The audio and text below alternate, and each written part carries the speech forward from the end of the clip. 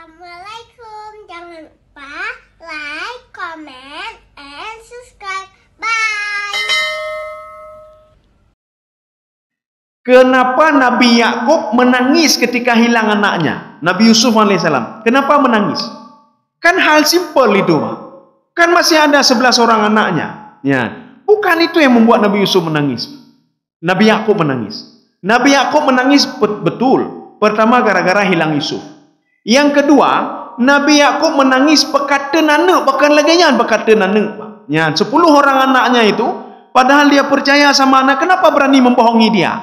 Tapi Nabi Yakub tidak mau terang-terangan memberitahukan. Nabi Yakub sudah tahu. Kenapa? Karena di dalam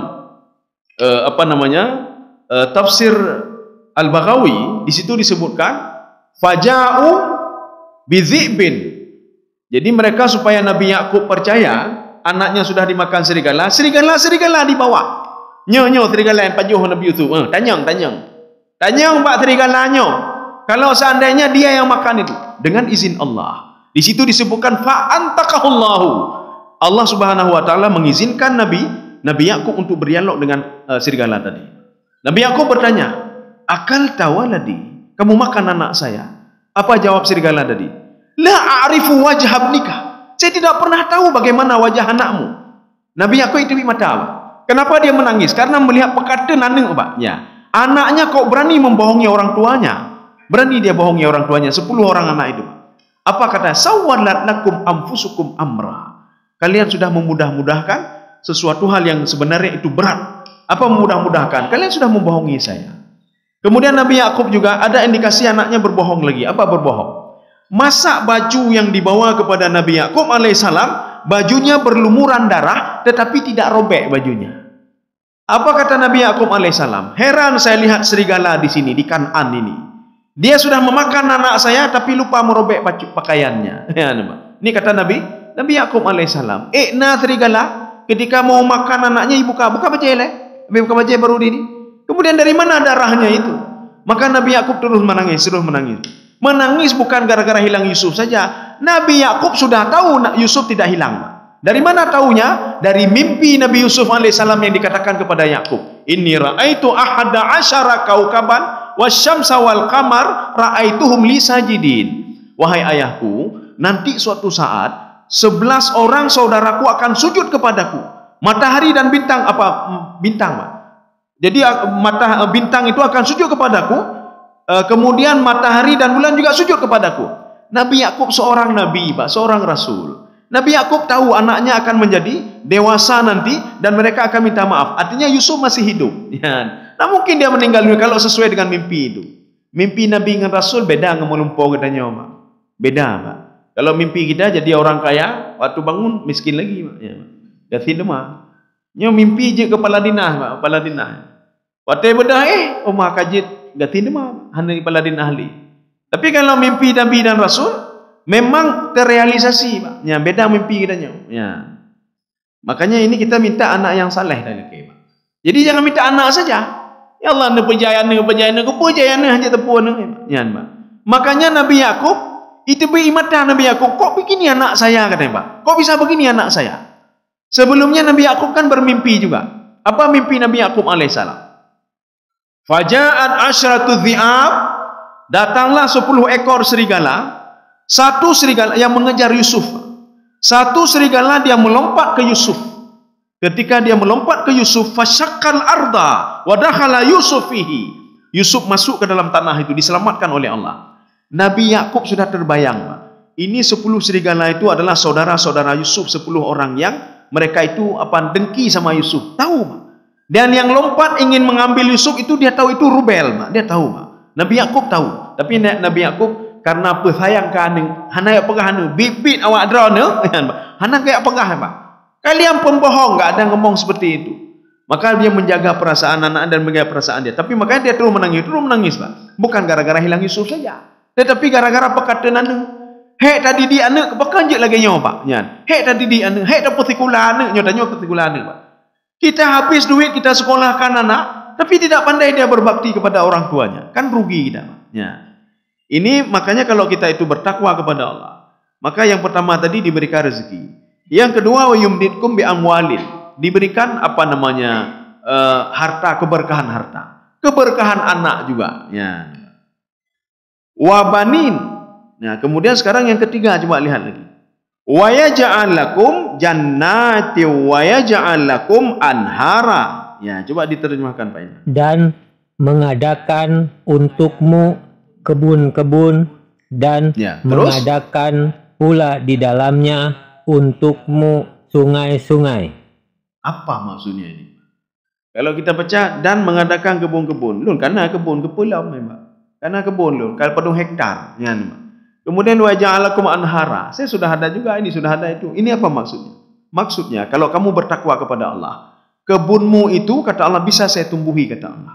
Kebunmu itu bisa saya kirimkan hujan dan kemudian memberikan rahmat dan keberkahan untukmu dengan kebun itu. Tapi kalau kamu tidak juga, maka kebun itu akan saya hancurkan kata Allah Subhanahu wa taala. Ini kan sudah ada di dalam surah Al-Kahfi, Pak. Yang dua orang pemuda berdialog satu sama lainnya. Ini adik abang pemuda ini, Pak. Satu namanya siapa? Qitmir, apa itu? Jadi ada dua, Yahuda, satu Muslim, satu lagi tidak. Ya, Qutmur kalau tidak salah. Jadi satu kafir, satu ini. Mereka adik abang. Jadi mereka punya harta yang sama diberikan oleh ayahnya yang meninggal dunia. Ketika itu yang Muslim ini, ketika dapat harta dia infakkan, dia sedekahkan, dia untuk berdakwah dan lain sebagainya. Sehingga habis harta dia. Yang satu ini tidak, dia simpan. Dia beli kebun-kebun dia beli. Apa kata dia? Ana aktsaru amwalan wa aulada. Saya itu lebih ana aktsaru amwalan wa azzu nafara. Saya orang yang paling terhormat, pekan harta lolo. Saya orang terhormat, orang lain melihat saya, tapi orang lain tidak melihat kamu. Ya, Mbak. Apa kata pemuda yang miskin tadi, Mbak? Beliau mengatakan bukan miskin sebenarnya. Dia menghabiskan hartanya untuk beribadah, dia bersedekah dan lain sebagainya. Apa kata dia? Pemberian Allah itu lebih mulia, lebih bagus dibandingkan apa yang engkau dapatkan sekarang ini. Apa dijawab lagi oleh dia? Saya tidak yakin kalau ada kiamat. Saya tidak yakin kalau Allah bisa menghilangkan ini. Rupanya dalam hitungan detik dikirimlah oleh Allah Subhanahu wa taala hujan deras, Pak, sehingga tanaman dia mati semuanya. Ketika mati semuanya, apa kata ya Allah, mudah-mudahan saya bisa bertobat. Dapat tobat lagi, Pak. Tanaman sudah mati semua, sudah habis semuanya. Jadi maka yang dimaksudkan di sini wa yaj'al lakum jannat. Jannah dalam Al-Qur'an itu maknanya dua. Yang pertama sorga, ketika manusia sudah beribadah, dia berbuat baik, dapat rahmat Allah, kemudian dimasukkan ke dalam sorga. Satu. Yang kedua, penyebutan jannat di dalam Al-Quran itu maknanya kebun-kebun. Ya, kebun-kebun. Jadi kita punya kebun. Jadi artinya Allah kalau kita bertakwa kepada Allah, kita beristighfar kepada Allah, kita bertobat kepada Allah, kebun itu bisa tumbuh dan dibuahi. Ada satu orang ini punya kebun di Ilhong. Ya, kayaknya ada kebun di Ilhong, Pak. Di Ilhong atau di mana Bapak itu? Kemudian dia jumpai saya. Ini sudah berapa tahun yang lalu. Apa kata beliau ke saya? Kok tidak manis ya punya saya? Selalu jatuh kemudian kebunnya. Saya ngomong ke Bapak itu. Bapak ada bayar ini enggak? Ada bersedekah, bayar zakat? Oh, nyan hana. Nya mungkin gara-garanya, Pak. Hana bersedekah dan Pak. Kemudian hana bayar zakat. Zakat apa? Zakat thimar. Zakat buah-buahan. Wa atu haqqahu yauma hasadi.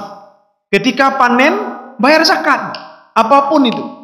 Maka ketika kita panen paling enggak ada buah rambut adanya, Pak. Paling enggak kita bayar zakat.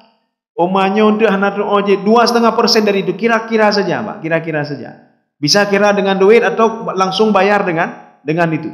Menyodajkan berkah dekatnya, Pak. Maka saya bilang mungkin tidak ada keberkahan sama Bapak. Lagi urung minum. Seorang makan nasi, Pak, pakai ubu. Kita biasanya kalau orang Aceh itu menyobu dah cok bu, nyenbu lagi gunung, Pak. Engkut hana pai dule engkut, Pak. Kenet-kenet hana pai dule, Pak. Kuah-kuah hana pai dule, bu lagi, Pak. Kemudian bawa kuah lagi, kuah tebohnya, Pak. Tapi setelah dia makan badan piju beno, Pak. Badan piju. Makanannya luar biasa tapi badan tetap piju. Pak. Nah, tanya yang malu lu pakai beno oleh makanan mandum na vitamin na tapi piju. Lu tanya nak baca bismillah. Waktu makan ada baca bismillah, ya, Pak. Kalau nak baca bismillah itu jatah setan itu. Jatah setan, Pak. Ya, Pak Joli setan ya, Pak. Jadi minuman begitu juga, itu jatah setan itu. Maka Rasulullah mengatakan, saya bersumpah kata Rasulullah, setan itu dia akan hadir kepadamu dalam setiap momen, ya, Pak. Sehingga dia menanti-nanti makanannya, Pak. Dia menanti-nanti makanannya. Kapan makanan itu tidak kita makan lagi? Kapan kita tidak baca bismillah? Ya, Pak. Disitulah setan makan. Kaum muslimin sedang jemaah yang dirahmati Allah. Wa ja'alakum anhara. Ini maksud sungai ini apa? Artinya pengairannya nanti akan bagus. Kemudian akan aku berikan keberkahan pada buah-buahanmu, tanaman-tanamanmu. Ya. Jadi ini mau panen apa namanya? Bak nilam, Pak. Zakat nak ada, apa-apa nak ada. Kita sudah megang duit. Artinya apa? Dalam mulai tinggal peng tamat, Pak. Ini 1 miliar ini semuanya, Pak. Rupanya besok diturunkan hujan lebat, habis mendung 1 miliar. Tuhan stres orangnya, Pak. Ya, Pak. Jadi artinya kalau kamu itu mau bertakwa kepadaku, kamu mau beristighfar kepadaku, kamu mau bertobat kepadaku, akan aku berikan rezeki kepadamu. Ya, termasuk tanaman-tanaman, termasuk air juga kontinu. Kita lanjut lagi. Ya, ini mungkin 1 ayat lagi atau 2 ayat lagi. Malakum la tarjuna lillahi waqara. Itu ada pertanyaan sebenarnya. Coba dibaca. Mengapa kamu tidak percaya akan kebesaran Allah? Jadi yang makna tarjun itu raja. Raja yang dimaksud di sini dalam tafsir Al-Wasit Syekh Tantawi, karena di sini tidak diungkapkan, Pak. Di sini ta'ammalu katanya, Pak. Ta'ammal itu kamu berpikir. Tetapi dalam tafsir Al-Wasit beliau mengatakan malakum la tarjuna. Tarjun itu berasal dari kalimat raja, tapi maknanya i'tikad. Kenapa kalian tidak beriktikad? Kenapa tidak yakin kalau Allah bisa memberikan segalanya? Ketika kita susah, kenapa tidak yakin kepada Allah? Ketika kita gundah, kenapa tidak yakin kepada Allah? Ketika kita banyak utang, banyak ini dan kenapa tidak yakin kepada Allah? Kenapa tidak minta kepada Allah Subhanahu wa taala? Ya, ini yang tidak ada kita, Pak. Maka Allah mengatakan malakum la tarjuna lillahi waqara. Ini ma istifhamiyah yang enggak perlu jawaban. Namanya istifham khabari, Pak. Artinya apa? Cukup apa namanya? Hanalun tu apa awak doang kata Allah. Sudah saya beritahukan ini, beritahukan, tapi kalian tidak yakin juga kepadaku kata Allah Subhanahu wa taala. Allah sudah mengatakan saya menciptakan langit dan bumi. Saya memberikan kalian makanan, menurunkan rezeki dan lain sebagainya. Malakum la tarjuna lillahi waqara. Itu ada pertanyaan. Pertanyaan yang enggak butuh jawaban. Lagi urunci, Pak. Urunci pegah baan. Kok tega-teganya kamu seperti ini? Ya, Pak. Kok tega-teganya kamu ingkar kepadaku? Padahal yang memberikan makanan saya, yang memberikan ke sekolah juga saya, berikan duit juga saya. Heran saya lihat, Pak. Ini begitu juga. Malakum la tarjuna lillahi waqara. Heran saya kata Allah. Kenapa kamu tidak yakin juga kepadaku? Maka di dalam ayat lain Allah mengatakan begini. Falillahil asmaul husna fad'uuhu biha. Jadi Allah itu banyak asmaul husnanya. Ar-Rahman, Ar-Rahim, Al-Jabbar, Al-Qabid, Al-Basit dan lain sebagainya. Mintalah kepadaku dengan nama-nama itu. Dekatilah saya dengan nama-nama itu kata Allah Subhanahu wa taala. Ya, ini yang dimaksudkan dengan malakum la tarjuna lillahi waqara. Jadi waqara itu at-ta'zim wal jalal. Artinya Allah bisa berbuat sesuatu hal yang tidak mungkin dilakukan oleh manusia. Tidak mungkin dilakukan oleh manusia. Kenapa? Karena manusia itu pun sendiri diciptakan oleh Allah Subhanahu wa taala. Makanya beberapa nabi-nabi itu meminta sesuatu hal yang tidak mungkin. Seperti Nabi Zakaria. Beliau minta anak sesuatu hal yang tidak mungkin bagi manusia. Tidak mungkin, Pak. Punya anak pada usia beliau berdoa 90 tahun. 13 tahun kemudian baru dikabulkan doanya. Kan tidak mungkin namanya.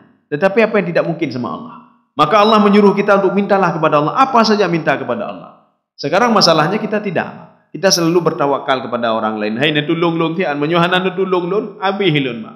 Hai natulung anu kerja tian menyuhana melalui drone ka abih hilun, Pak. Kenapa tidak minta sama Allah? Ya Allah natulung rezeki kamu.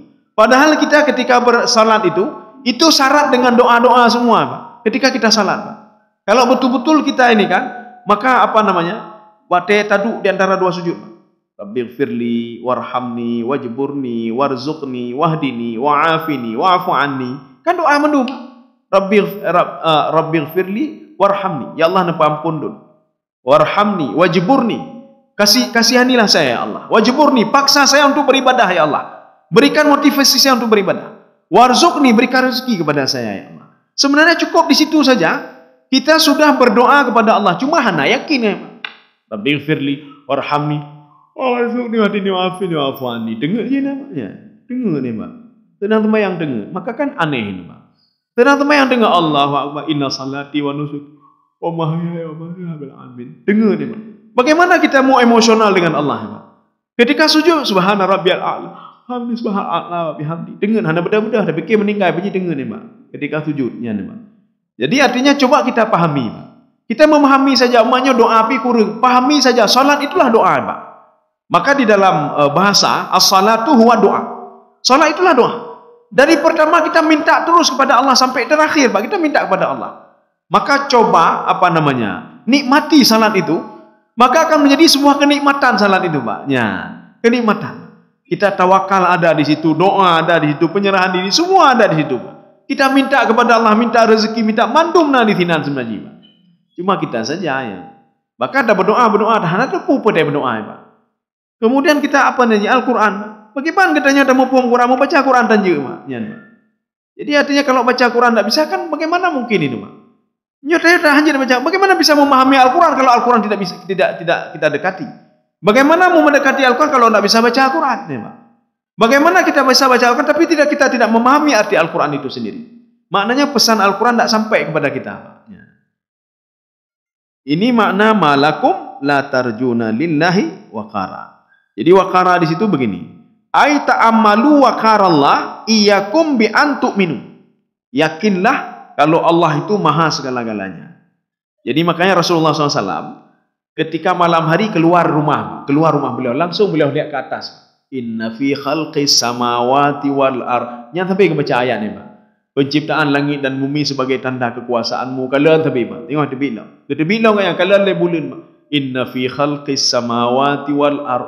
Artinya Rasulullah memuji keagungan Allah Subhanahu wa taala. Jadi artinya kalau urusan dunianya kecil sekali urusan dunia ni, Pak. Oh, katanya itu tak susah, itu kecil sekali itu. Ya, Pak. Oh, kita nak punya harta kecil sekali itu, kata Allah Subhanahu wa taala. Bumi ini kan kecil sekali, Pak. Oh, saya enggak punya jabatan, itu kecil sekali itu. Saya nak punya harta kecil sekali itu, Pak. Ya, bisa kita minta kepada Allah Subhanahu wa taala. Kita enggak pernah melihat yang diciptakan oleh Allah lebih dahsyat lagi, Pak. Ya, yang lebih dahsyat dibandingkan bumi ini. Bumi ini kan kecil sekali, Pak. Ya. Jadi artinya minta apa saja. Mintalah keberkahan dari Allah. Mintalah kepada yang menciptakan kita, Pak. Berikan ketenangan, berikan kepada saya anak yang saleh, berikan rezeki yang halal, berikan. Kita minta kepada Allah. Apa yang tidak mungkin? Maka Allah mengatakan dalam Al-Quran, وَلَنَبْلُوَنَّكُمْ بِشَيْءٍ مِنَ الْخَوْفِ وَالْجُوعِ وَنَقْصٍ مِنَ الْأَمْوَالِ وَالْأَنْفُسِ وَالثَّمَرَاتِ وَبَشِّرِ الصَّابِرِينَ. Ketika kalian mengalami di dunia ini suatu hal ketakutan, Pak, ketakutan, Pak. Maka Ibnu Abbas mengatakan dalam tafsir beliau, وَلَنَبْلُوَنَّكُمْ بِشَيْءٍ, itu ba itu ya dulu ala taklil. Taklil itu apa? Kecil sedikit itu, Pak. Ketika kita takut di dunia, Pak. Takut apa? Ini takut, saya khawatir begini anak saya bagaimana. Saya khawatir besok saya mau makan apa. Saya khawatir nanti siang saya makan apa. Saya khawatir duit nak ada apa-apa, nak ada bagaimana saya buat ini itu kecil sekali itu, kata Allah, ya, Pak. Itu kecil bisyai'in minal khaufi wal ju'i.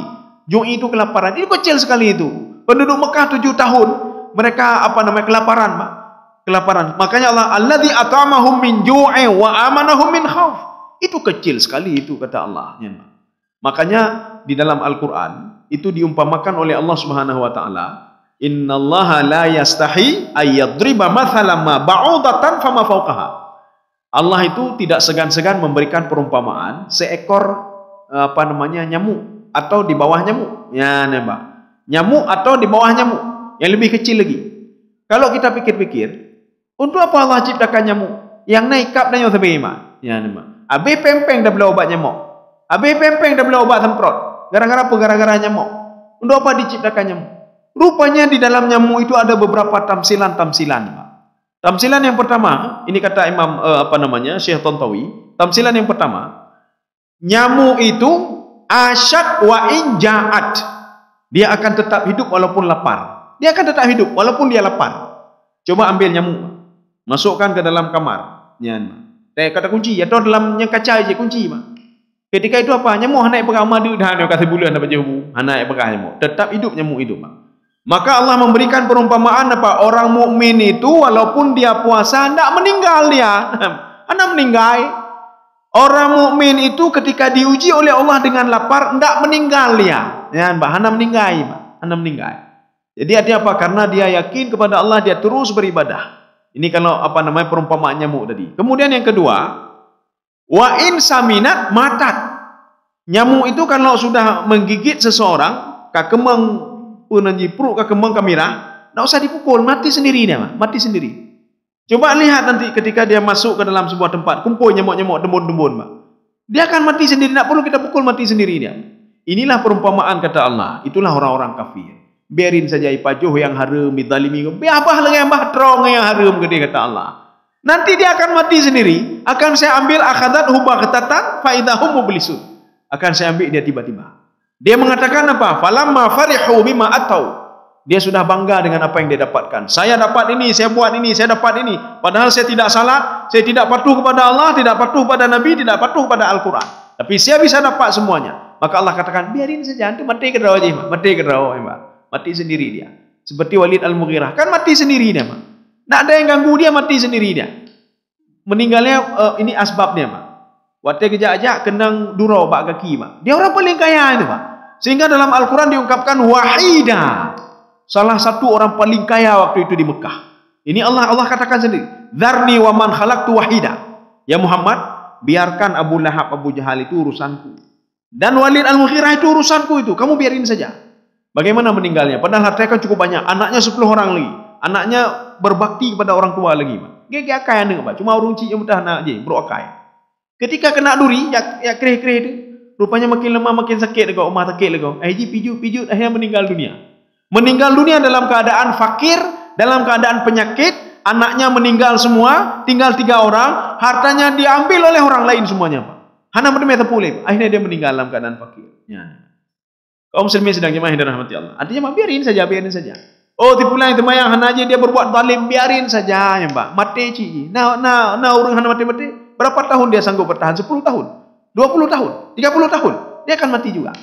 Makanya Allah Subhanahu wa taala memberitahukan kepada Nabi Muhammad sallallahu alaihi wasallam. Ketika kerabat-kerabatnya yang banyak membangkang adalah kerabatnya. Abu Lahab kerabat Nabi. Siapa Abu Lahab itu? Nyan Abu Lahab pamannya apa? Abu Jahal juga kerabat Nabi. Siapa Abu Jahal itu? Keturunan Kananah. Keturunan Quraisy. Kan orang hebatnya, Pak. Maka Nabi Muhammad susah gimana tak dakwahnya hanya, maka turunlah ayat kullu nafsin dha'iqatul maut. Ya Muhammad, tenang saja. Mati cik nyanyi. Walaupun pegah hebat, mati je. Ya walaupun Walid Al-Mughirah hebat, mati juga dia. Tenang saja. Rupanya betul-betul meninggal. Abu Lahab meninggal setelah perang Badar. Kan tak lama itu. Abu Jahal meninggal dalam perang Badar. Nadar bin Haris meninggal. Dalam detik itu dia meninggal, Mak. Ketika dia mencemoohkan Allah Subhanahu wa taala. Dia mengeluh-ngeluh Allah. Dalam detik itu itak lagi lantai. Ya. Saya rasa cukup sekian. Sudah 6:30. Jadi insyaAllah kita lanjutkan pertemuan selanjutnya ayat 14. Mudah-mudahan ada manfaatnya bagi saya sendiri dan jemaah sekalian. Subhanakallah bihamdika asyhadu an la ilaha illa anta astaghfiruka wa atubu ilaik. Assalamualaikum warahmatullahi wabarakatuh.